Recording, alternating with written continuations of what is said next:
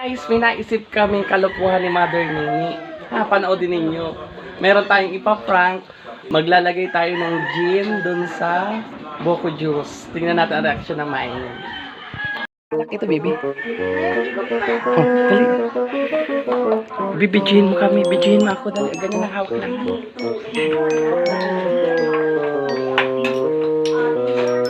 Oh my God.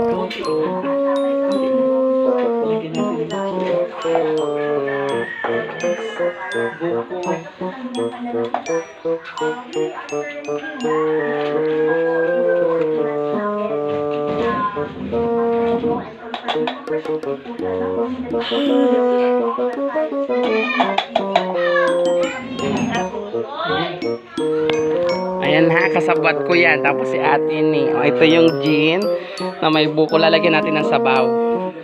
Nasaan na yung juice mo, yung buko? Palapahingi na konti dito.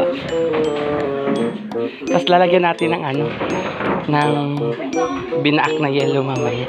Ito yung juice na timpla na ate Duray ha. Dito yata na sa raw sa. Tapos malagay tayo. Asan na yung yellow dala natin? Binigyan ko kayo.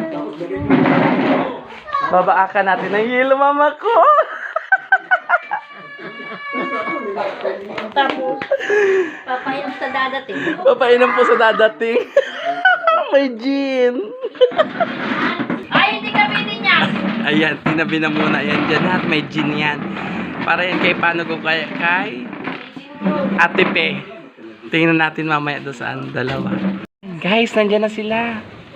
Padating na. Ayan, may dala silang cake para kay Leijan. Abangan natin kung sino yung mabibiktima natin. Sabi mo kung matabang or ano ha? Kayo na lang daw magluto.